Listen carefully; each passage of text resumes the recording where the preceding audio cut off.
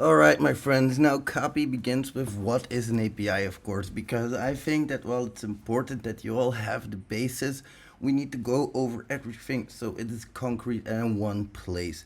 I think you should all know this. Nothing that I'm gonna say here should be new to you, but let's start anyway. First of all, what is an API? An API is an application programming interface. When two apps are going to have to communicate with each other, they can use what's known as an API, application programming interface, two programs interfacing with each other.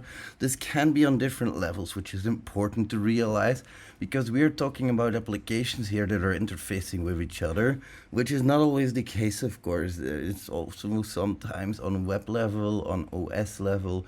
We'll be focusing mostly on web APIs in this course because I think that is where we should be putting our attention at the beginning. There are more APIs that we could look into, but by far there are more websites than other APIs out there.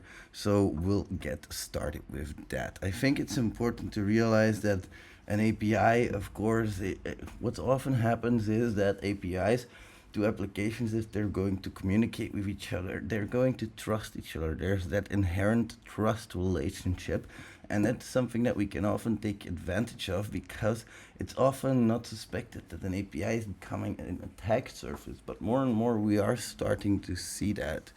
The more these APIs are becoming important, the more we need to learn how to hack them, of course, because guess what? The black hats aren't just sitting still either. Of course, you're not one of those black hats. You're a white hat. I know it for sure. Now, what types of APIs can we have? First of all, the web APIs that we'll look mostly at can consist of different types of APIs. REST and SOAP are often compared. In my opinion, it's like comparing an apple to a banana. Not really the same thing, but fine. GraphQL, it's architectures. That's what it's about. Then you also have database URLs, APIs, URLs, Jesus, operating system APIs, library and framework APIs, and so much more. How an API works, at least on web level, from now on in this course, if we say an API, you can assume that we're talking about a web API. They basically work on the request and response model. Now, where do you know that from? From your browser, from your website, indeed. So you also have those HTTP methods that you're used to. Get, post, put, options, delete. It works based on those, but they are pretty much baked into a website, to the web. An API, I can define myself which of these methods are allowed and which ones aren't.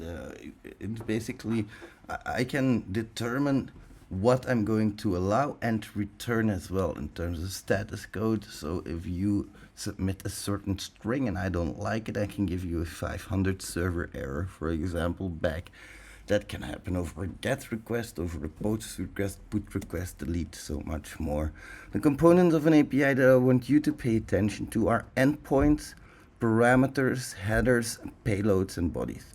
Payload body is often the same, but those endpoints and parameters you need to really closely pay attention to because you'll often find a version slash vx slash v1, v2, v3, and you need to know that those can be important things to look at. But we'll get more into that later. First of all, just know that there are different components. These are very important ones.